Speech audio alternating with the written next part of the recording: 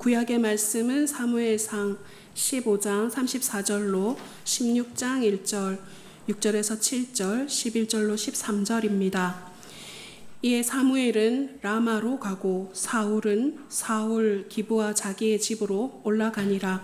사무엘이 죽는 날까지 사울을 다시 가서 보지 아니하였으니 이는 그가 사울을 위하여 슬퍼함이었고 여호와께서는 사울을 이스라엘 왕으로 삼으신 것을 후회하셨더라. 여호와께서 사무엘에게 이르시되 내가 이미 사울을 버려 이스라엘 왕이 되지 못하게 하였거늘 네가 그를 위하여 언제까지 슬퍼하겠느냐. 너는 뿔에 기름을 채워 가지고 가라. 내가 너를 베들레헴 사람 이새에게로 보내리니 이는 내가 그의 아들 중에서 한 왕을 보았느니라 하시는지라. 그들이 오매 사무엘이 엘리압을 보고 마음에 이르기를 여호와의 기름 부으실 자가 과연 주님 앞에 있도다 하였더니 여호와께서 사무엘에게 이르시되 그의 용모와 키를 보지 말라. 내가 이미 그를 버렸노라. 내가 보는 것은 사람과 같지 아니하니 사람은 외모를 보거니와 나 여호와는 중심을 보느니라 하시더라. 또 사무엘이 이새에게 이르되 내 아들들이 다 여기 있느냐. 이새가 이르되 아직 막내가 남았는데 그는 양을 지키나이다. 사무엘이 이새에게 이르되 사람을 보내어 그를 데려오라. 그가 여기 오기까지는 우리가 식사 자리에 앉지 아니하겠노라. 이에 사람을 보내어 그를 데려오매 그의 빛이 붉고 눈이 빼어나고 얼굴이 아름답더라. 여호와께서 이르시되 이가 그니 일어나 기름을 부으라 하시는지라. 사무엘이 기름 뿔병을 가져다가 그의 형제 중에서 그에게 부었더니 이날 이후로 다윗이 여호와의 영에게 크게 감동되니라. 아멘. 서신서의 말씀은 고린도후서 5장 6절로 7절입니다. 그러므로 우리가 항상 담대하여 몸으로 있을 때에는 주와 따로 있는 줄을 아노니 이는 우리가 믿음으로 행하고 보는 것으로 행하지 아니함이로라. 복음서의 말씀은 마가복음 4장 26절에서 32절입니다. 또 이르시되 하나님의 나라는 사람이 씨를 땅에 뿌림과 같으니 그가 밤낮 자고 깨고 하는 중에 씨가 나서 자라되 어떻게 그리 되는지를 알지 못하느니라. 땅이 스스로 열매를 맺되 처음에는 싹이요 다음에는 이삭이요 그 다음에는 이삭의 충실한 곡식이라. 열매가 익으면 곧 낫을 대나니 이는 추수 때가 이르렀음이라. 또 이르시되 우리가 하나님의 나라를 어떻게 비교하며 또 무슨 비유로 나타낼까. 겨자씨 한 알과 같으니 땅에 심길 때는 땅 위의 모든 씨보다 작은 것이로되 심긴 후에는 자라서 모든 풀보다 커지며 큰 가지를 내나니 공중의 새들이 그 그늘에 깃들일 만큼 되느니라. 아멘. 주님의 말씀입니다. 여러분은 우리가 그리스도인이라는 사실에 대해서 어떻게 생각하십니까? 내가 그리스도인이라는 의미, 내가 그리스도인이 되었다는 의미를 여러분은 어떻게 생각하시는지 궁금합니다. 우리가 그리스도인이 되었다는 것은 예수 그리스도의 말씀과 그분의 영이 우리의 머리를 또 가슴을 변화시켜서 마침내 그리스도를 닮은 사람이 되었다, 작은 예수가 되었다라는 의미입니다. 그리스도의 말씀이 나의 생각과 말과 행동에 영향을 미치고 그리스도의 영이 나의 생각을, 말을, 행실을 이끌어 갈 때 그런 사람을 그리스도인이라고 부릅니다. 전에 우리는 그렇지 못했습니다. 세속의 기준으로 성공하고 타인의 선망을 받고 우리의 행동과 말이 영향력을 발휘하기를 바랐습니다. 예수님을 구주로 영접하고 영적 삶을 살기 시작한 후에도 그런 바람이 우리의 사고와 말과 행동을 지배할 동안은 하루에도 몇 번이나 성과 속을 넘나들고 소명과 시험 사이에서 갈등하는 삶을 살았습니다. 때로 그 성과 속, 소명과 시험 사이의 긴장 관계는 어쩌면 우리 그리스도인들의 숙명과도 같은 것이겠습니다. 바로 그 점이 우리의 영적 성숙이 필요한 이유인데, 그 영적 성숙, 즉 변화는 훈련을 통해서 이루어지는 것입니다. 우리에게 훈련이 필요한 이유는 지금껏 내 몸에 익숙해진 관습 혹은 악습을 끊어내기가 결코 쉽지 않기 때문입니다. 4세기의 수도자인 에바그리우스 폰티쿠스는 인간의 새 영역의 9가지 악습에 대해서 말한 바 있습니다. 인간의 새 영역이란 탐욕적인 영역, 감정적인 영역, 정신적인 영역입니다. 이 세 영역 안에 각각 3가지 열정이 있다. 이것이 에바그리우스의 성찰입니다.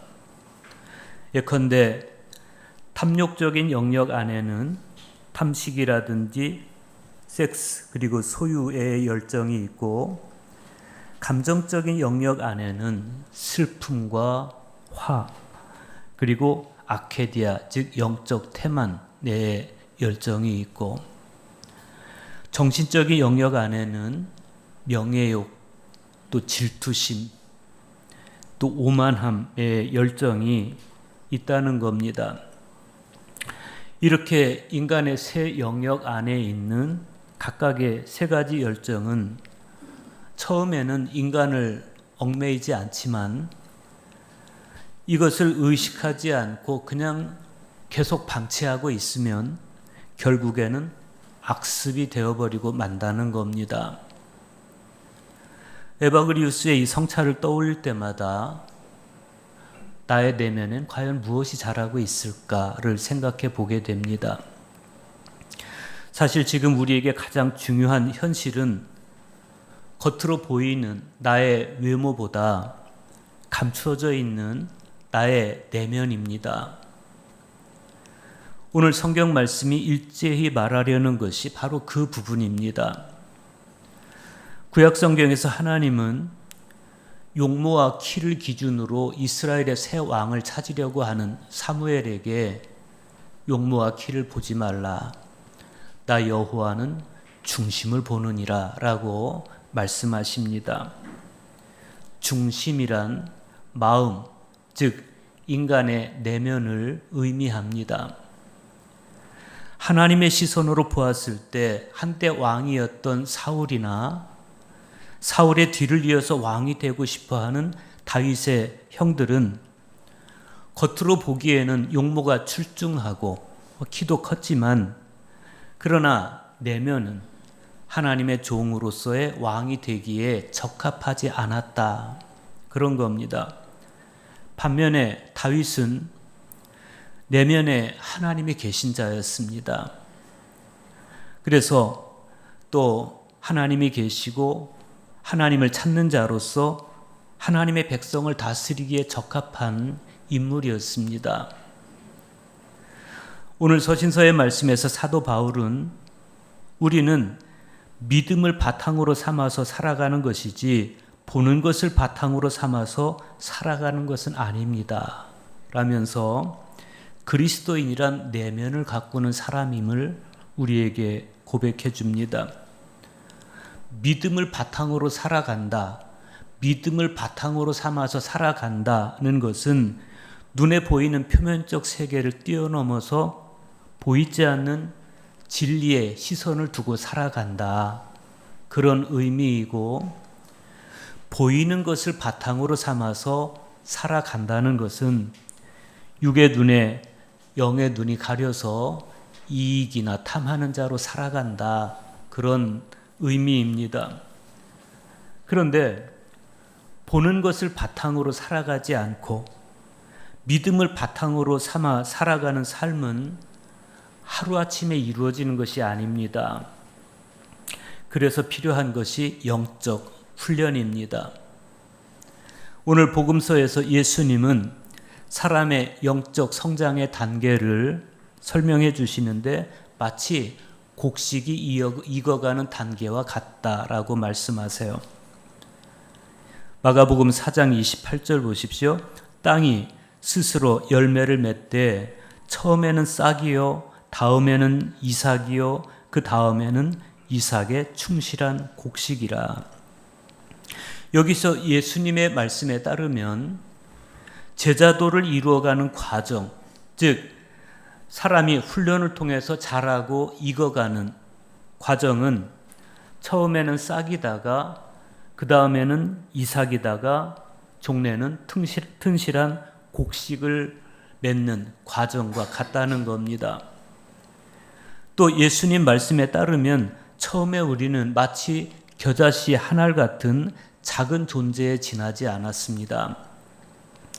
그러나 주님의 제자들이 영적 훈련을 지속해 나갈 때 하나님은 우리의 내면을 당신의 숨결인 성령으로 채우셔서 마침내는 공중의 새들이 그 가지에 깃들일 만큼 아름드리 나무가 되게 하시는 것입니다. 예수님은 진리를 가르치실 때 종종 비유를 사용하셨습니다. 그 중에서 가장 많은 비중은 농사와 관련된, 즉 씨앗과 관련된 비유였습니다. 오늘 복음서가 들어있는 마가복음 4장에도 씨를 주제로 하는 비유가 세 가지 나옵니다. 하나는 1절로부터 9절의 말씀입니다.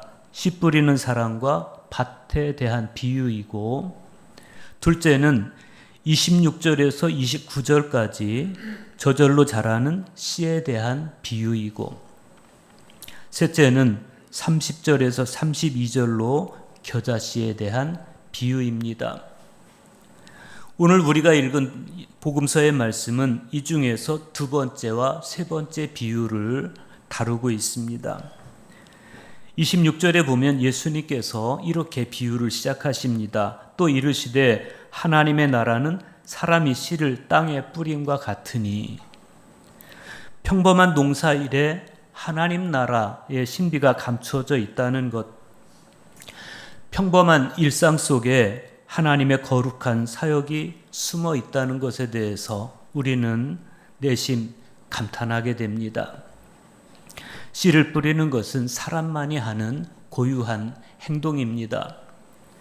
고대 조상들이 씨앗에서 미래의 생명을 보아낸 것은 곰곰이 생각해 보면 참 신비한 지혜가 아닐 수 없습니다. 그런데 오늘 말씀을 계속 읽어가다 보면 예수님께서 농부의 씨 뿌리는 행동, 이면에서 포착된 아주 신비한 힘에 대해서 소개해 주십니다. 씨앗 하나가 농부의 손에 의해서 땅에 뿌려졌습니다. 처음에는 뿌려진 그대로 그냥 씨앗입니다. 그런데 어느 순간부터 몸이 변하기 시작합니다. 피부가 썩기 시작하고 그러다가 몸 전체가 썩기 시작합니다. 그런데 놀랍게도 밤낮 자고 깨고 하는 중에 죽어서 썩은 그 몸에서 싹이 돋아나더니 자기를 뒤덮은 두터운 흙을 위로 밀어 올리고 땅 위를 향해서 머리를 내밀기 시작합니다. 마침내 땅 위로 오르자 햇빛이 머리 위로 쏟아져 내리고 비가 시원하게 내리면서 이 새싹은 해갈을 경험합니다. 자기가 자라려고 애를 쓰는 것도 아닌데 자신도 모르게 하루하루 쑥쑥 자라갑니다. 이 신비를 예수님은 이렇게 묘사해 주십니다. 그가 밤낮 자고 깨고 하는 중에 씨가 나서 자라되 어떻게 그리 되는지를 알지 못하느니라. 땅이 스스로 열매를 맺되 처음에는 싹이요 다음에는 이삭이요 그 다음에는 이삭의 충실한 곡식이라. 자기가 땅에 뿌린 씨가 썩고 거기서 싹이 나와 자라고 꽃을 피우고 결실을 보는 그 과정을 농부는 알지 못합니다. 그런 일이 일어난 다음에야 보이는 것이지 감추어져 있는 과정은 보이지 않습니다. 마가가 여기에서 강조한 것은 땅이 스스로 열매를 맺었다는 겁니다. 물론 농부가 아무 일도 안 한 게 아닙니다. 좋은 씨를 가려서 보관하고 그리고 밭을 부드럽게 하려고 쟁기질도 합니다. 때가 되면 퇴비를 뿌리고 비료도 주었을 것입니다. 그러나 거기까지였습니다. 농부가 그 이후에 한 일은 주님 말씀에 따르면 자고 깨고를 반복했다는 거예요. 며칠 뒤에 밭으로 나갔더니 아주 작은 떡잎이 하나 보입니다. 얼마 후에는 부쩍 자란 이삭이 보이더니 어느 날 이삭마다 열매가 맺혔습니다. 우리는 왜 이렇게 되었는지 다 압니다. 씨앗에서 싹을 틔우고 자라서 이삭이 되게 하고 그리고 열매를 맺게 하는 것은 하나님께서 하신 일입니다. 농부는 씨앗을 뿌리는 자이지 자라게 하는 존재가 아닙니다. 그런데 이 지점에서 우리 그리스도인들이 놓치지 말아야 할 진실이 있습니다. 씨앗이 뿌려진 땅의 중요성입니다. 씨앗 안에 하나님께서 창조하신 생명이 있고 때를 따라서 햇빛을 또 비를 내려주신다 할지라도 그러나 땅이 그 씨앗을 거부하거나 땅이 햇빛과 비를 담아내지 못한다면 그 땅에선 아무 열매도 맺힐 수 없습니다. 여기서 땅은 사람의 내면을 의미합니다. 사람의 내면이 하나님께서 주신 씨앗을 기뻐하고 그 씨앗을 품고 가꾸어서 열매를 맺으려는 열망이 있어야만 비로소 그 씨앗과 땅을 통해서 열매가 결실이 되는 것입니다. 오늘 구약의 말씀이 그것을 보여줍니다. 지난주에 보았듯이 이스라엘의 장로들이 사무엘을 찾아가서 다른 나라처럼 모든 나라들처럼 우리에게 왕을 세워주십시오. 이렇게 요구합니다. 그때 하나님께서 사무엘을 불러서 그들의 말을 들어주라고 그래요. 그렇게 해서 세워진 이스라엘의 첫 번째 왕이 사울 왕이었습니다. 성경은 그때 사울에 대해서 이런 평가를 내렸습니다. 이스라엘 자손 중에 그보다 더 준수한 자가 없고 키는 모든 백성보다 어깨 위만큼 더 컸더라.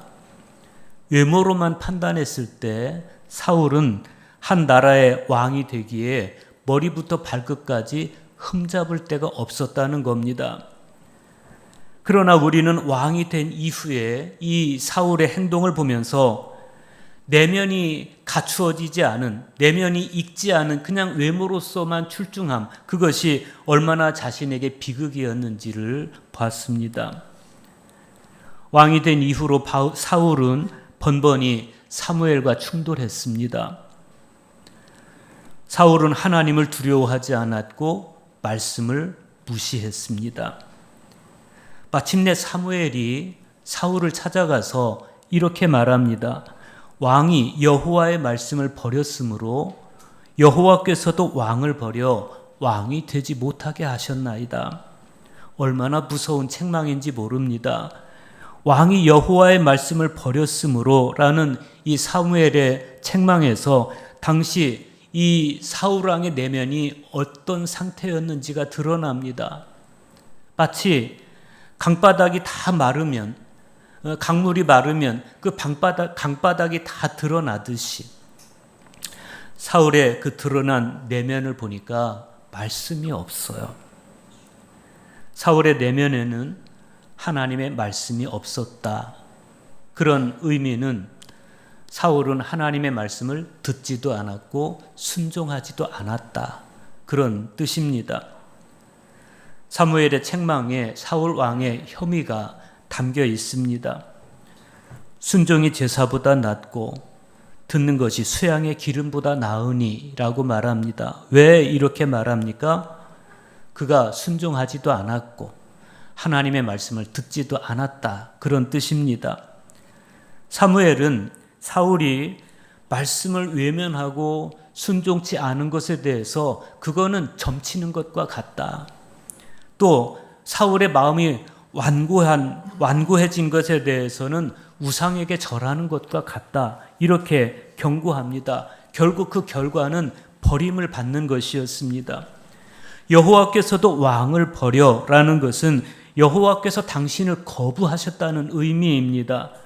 그리고 오늘 말씀으로 이어지는데 아주 가슴 아픈 장면이 오늘 말씀에서 소개됩니다.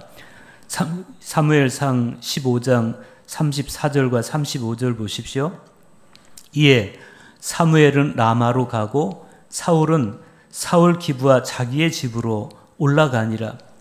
사무엘이 죽는 날까지 사울을 다시 가서 보지 아니하였으니 이는 그가 사울을 위하여 슬퍼함이었고 여호와께서는 사울을 이스라엘 왕으로 삼으신 것을 후회하셨더라 그랬습니다. 하나님께서 세우신 후에 후회하는 사람이 되지 마시기 바랍니다. 오늘 이 말씀은 사무엘과 사울이 각자의 고향으로 돌아갔다. 사무엘은 라마로 가고 사울은 사울 기브와 자기 집으로 돌아갔다. 단지 그것만을 이야기하는 것이 아니라 다시는 둘이 만나지 않았다. 그 말을 의미합니다. 그리고 이후에 16장으로 계속 이어지는 말씀을 보면 하나님께서 사무엘을 불러서 이렇게 말씀하세요. 내가 너를 베들레헴 사람 이새에게로 보내리니 이는 내가 그의 아들 중에서 한 왕을 보았느니라. 사무엘이 찾아갔을 때 이새의 집에는 8명의 아들이 있었습니다. 그 중에서 첫째인 엘리압을 보았을 때 너무 잘생겼습니다. 그래서 여호와의 기름 부으실 자가 여기 있구나 이렇게 생각을 합니다. 이때 보다 라고 하는 히브리어 동사는 라라고 하는데 1절, 6절, 7절에 5번 등장하는 단어입니다. 보다, 그만큼 보는 것이 판단의 중요한 기준으로 작용한다는 것을 알 수가 있어요. 그래서 이 사무엘이 이새의 8아들을 봤다는 거예요. 보고 판단을 하는데 그때 하나님께서 아주 정신이 번쩍 드는 말씀을 하십니다. 16장 7절 보십시오. 그의 용모와 키를 보지 말라. 내가 이미 그를 버렸노라. 내가 보는 것은 사람과 같지 아니하니 사람은 외모를 보거니와 나 여호와는 중심을 보느니라. 하나님께서 외모보다 중심을 보신다는 것은 겉모습보다 내면을 보신다 그런 뜻입니다. 그 내면을 사막의 교부들은 우리 존재의 형이상학적 중심이라고 말합니다. 내면은 깊고 초자연적이며 각 사람의 인격의 중심으로서 하나님께서 당신 아들의 영을 보내어서 아빠, 아버지라고 부를 수 있도록 하신 것입니다. 성박 카리우스에 의하면 밀실과도 같은 내면은 진실로 측량할 수 없는 인간의 시면이며 우리가 하나님을 기억함으로써 내면의 자리를 내어드린다면 우리의 내면은 하나님의 옥좌가 된다라고 했습니다. 여러분의 내면이 하나님의 옥좌가 되시기를 축복합니다. 만약 우리의 내면이 하나님의 옥좌가 되고 하나님께서 우리 내면에 좌정하신다면 그래서 우리의 온 영혼이 눈을 활짝 뜬다면 우리의 생각과 말과 행동은 얼마나 달라질 것이며 그럼으로써 자신과 공동체는 얼마나 행복하겠습니까? 이새의 7아들은 뛰어난 외모를 가졌습니다. 그런데 사무엘은 그 뛰어난 외모를 가진 아들 중에서 왕을 선택하지 않습니다. 그들의 내면이 왕이 될 인물이 아니었기 때문입니다. 아들이 또 없느냐고 물었을 때 이새는 막내가 남았는데 양을 치고 있습니다 라고 대답해 줍니다. 형들이 왕이 되고 싶어서 지금 사무엘 앞에 서 있습니다. 잘 보이고 싶었을 겁니다. 그런데 그 시간에 묵묵히 양떼를 지키고 있는 다윗, 그가 바로 하나님께서 그 내면을 보고 찍어두신 이스라엘의 새 왕이었습니다. 마침내 사람을 보내서 다윗을 데려왔을 때 하나님께서 이 사람이 바로 이스라엘의 새 왕이다. 일어나 기름을 부으라. 이렇게 말씀을 하세요. 그리고 이어지는 말씀 보십시오. 사무엘이 기름 뿔병을 가져다가 그의 형제 중에서 그에게 부었더니 이날 이후로 다윗이 여호와의 영에게 크게 감동되니라 그랬습니다. 여러분, 중요한 말씀입니다. 마치 농부가 씨앗을 뿌리듯이 사무엘은 기름을 부었습니다. 그러자 여호와의 영이 다윗에게 임해서 크게 감동시켰다 그랬습니다. 사람이 씨앗을 뿌리면 하나님께서 자라게 하시듯이 사람을 자라게 하시는 분도 하나님이십니다. 다시 복음서의 말씀으로 돌아와서 이 말씀을 좀 더 심층 깊게 묵상해 보겠습니다. 우리가 한 가지 염두에 두어야 될 것이 있는데 지금 이 비유가 하나님 나라 비유라는 사실입니다. 마가는 어떤 사람이 씨앗을 뿌린 후에 그가 밤낮 자고 깨고 했다 이렇게 말합니다. 여기서 자다라고 번역된 헬라어 카테우데는 죽음을 의미하고 깨다라고 번역된 에게이라타이는 부활을 의미합니다. 그러니까 주님은 이 비유를 단순히 파종에서 수확까지 이르는 한 계절을 두고 말씀하신 게 아닙니다. 주님은 죽음과 부활까지 포함한 인생 전체를 전제로 해서 이 말씀을 하고 있는 거예요. 그렇다면 우리는 인생 전체를 통해서 자라가야 되고 변화되어야 합니다. 그 자람과 변화를 위해서 우리는 훈련을 멈추지 말아야 됩니다. 그리스도인들이 받아야 할 훈련은 시공간에 살아계신 예수 그리스도를 닮아가는 훈련입니다. 헨리 나우에는 교회에서 그리스도인들이 받아야 할 훈련으로 두 가지를 말합니다. 첫째는 성경의 훈련입니다. 헨리 나우에 따르면 우리들은 하나님의 말씀에 의해서 살아있는 그리스도인으로 형성되는데 이 형성의 요건은 말씀을 씹고 소화시켜서 참된 양식이 되게 하는 것입니다. 사울에게 그게 없었습니다. 우리의 이성으로 소화되어서 참된 양식이 된 말씀은 우리의 내면으로, 우리 마음으로 내려와서 우리 마음속에 거하면서 행동에 영향을 끼칩니다. 둘째는 마음의 훈련, 즉 기도의 훈련입니다. 기도는 우리를 내 마음이 아닌 하나님의 마음으로 인도합니다. 우리가 기도할 때 하나님의 영이 단비가 내리듯이 우리 안에 임재하십니다. 그때 우리는 하나님을 향해 아빠, 아버지라고 부를 수 있는 내적 힘을 갖게 됩니다. 오늘 서신서의 말씀에서 사도 바울은 이렇게 말씀합니다. 고린도후서 5장 7절입니다. 우리는 믿음을 바탕으로 삼아서 살아가는 것이지 보는 것을 바탕으로 삼아서 살아가는 것은 아닙니다. 그리스도인이란 존재의 바탕이 믿음인 사람입니다. 믿음의 사람이란 내면을 가꾸는 사람입니다. 우리의 내면은 가꾸는 만큼 자라는 겁니다. 그리고 변화하는 만큼 아름다워집니다. 그 감격스러운 자람과 변화를 주님은 겨자씨의 비유를 통해서 말씀해 주셨습니다. 마가복음 4장 30절에서 32절 보십시오.